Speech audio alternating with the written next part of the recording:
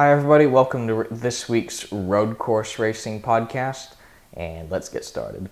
Last weekend was the Monaco Grand Prix, arguably the most special race on the Formula One calendar, and it was Daniel Ricciardo's to lose. He put in a blistering lap in qualifying. It was only 1/10 of a second off the fastest ever lap run in Monaco, and that lap was set during the V10 era. Seems like they finally got the V6. The V6s have a lot of horsepower, and now they're able to overcome the downforce deficit. But he led away from the drop of the green flag. But at one point in the race, he was called in to change tires, and the team was not ready for him. They ended up having a 13-second pit stop. Lewis Hamilton was only a few seconds behind him, and that meant Hamilton was able to get the jump on him. And because of the tight confines of Monaco, Daniel Ricciardo was not able to get the move done and relegated to a very disappointing second place finish. That meant that Lewis Hamilton inherited the win, getting his first win in 2016. Finally, if he had a race where something didn't go wrong, that meant that Lewis Hamilton inherited the win and finally got his first win of 2016. This was his first race where he didn't have an issue, and it showed because he was as fast as anybody. The Mercedes car is certainly not as nimble as the Red Bull. I think Monaco is probably their best shot to steal one from Mercedes, but the Mercedes horsepower was still too much to hold back. Sergio Perez finished in third place, a remarkable run for the team. Force India have been doing a great job lately, and they've shown it. And Sergio has been at the top of his game. He got, I believe that's the 5th podium of his career. And as of late, he's had Nico Hülkenberg on the back foot. He's been out-qualifying him relatively consistently, and he's certainly been outperforming him in the races. Somehow Nico Hülkenberg does not have a Formula One podium, but Sergio Perez is getting the job done, and I think Nico definitely needs to step up his game if he wants to remain in Formula One. Probably one of the lows of the Monaco Grand Prix was when both Saubers took each other out. Felipe Nasr was ahead of Marcus Ericsson, who was on a different strategy. Nasr was told to swap positions, which he ignored, and as a result, Marcus Ericsson made an ambitious maneuver in the second-to-last corner, and that resulted in both of them coming together, and they both sustained damage that they didn't retire on the spot, but they were able to drive in the pits, and then park the cars. It's a tough situation for Sauber because they need to try and punish their drivers because that was an unacceptable result, especially for a team like Sauber, which from what I understand is on the breaking point financially. But both drivers bring in funding that keeps the team alive, so they're definitely walking a tightrope as far as their drivers go. The next race is the Canadian Grand Prix, and I think Daniel Ricciardo is going to be the guy to beat. He's been screwed over twice in the past 2 races by Red Bull, and that's kept him out of victory circle. And I think with Renault's new engine upgrade, and I think that's where he got his first win, was at the Circuit Gilles Villeneuve, and I think it's gonna be very difficult to hold back an angry Daniel Ricciardo. Last weekend was the 100th Indy 500. I know that's an oval race, but I consider IndyCar a road racing series because they primarily race on road courses.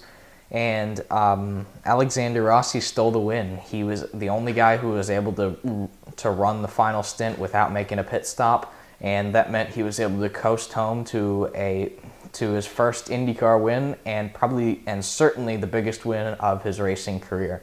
He actually ran out of fuel coming out of turn 4, but he had such a big lead because he didn't make that final pit stop. He was just able to coast across the line, and he achieved what is certainly the biggest race result of his career. And it's an unfortunate reminder of what happened to J.R. Hildebrand in 2011, because this is the kind of Cinderella story that could have been J.R. Hildebrand if he had not crashed, because it was a rookie. Both were rookie drivers, and they were both about to win on fuel strategy. The only difference is Alexander Rossi coasted home to take the win, and J.R. Hildebrand kept his foot in it and stuffed it coming off turn 4, and he's been trying to recover from that ever since. Hopefully this will be the springboard for Alexander Rossi to make it back into Formula One or to a long successful career in IndyCar. One of the saddest parts of the Indy 500 was when Sage Karam got taken out. He had charged from 18th to 6th, and he had one of the fastest cars on the track, but got taken out by Townsend Bell. And that's an unfortunate result because I think that was probably the last shot at him making a career in IndyCar. He got Gas Monkey to sponsor him for that race, and I don't know if he's going to be able to get back into an IndyCar before this year's out. He might be able to return to next year's 500, but I expect from now on he's going to turn his focus towards sports car racing and try to make a career there. The week before the 500, James Hinchcliffe qualified on the pole, and this was certainly one of the biggest stories to ever come out of Indianapolis because it came exactly a year after he was very nearly killed at that track in a practice crash. He had a right front suspension failure, and a piece of the suspension entered the car and cut his femoral artery. Don't know how he survived that, but either way, he did and came back to qualify on the pole on return to the speedway. Helio Castroneves I think he had the car to beat right at the end of the race. The track certainly changed because there were several cars that were really fast early in the race. They kind of faded late, and there were several guys who were just kind of riding around early in the race, and then they came on strong right at the end. Castroneves had a fast car, and I think he probably wouldn't have won the race because of Rossi's fuel strategy, but he certainly would have finished second or third. But he got clipped by J.R. Hildebrand, and as a result of that, he had to come down pit road and change his rear wing.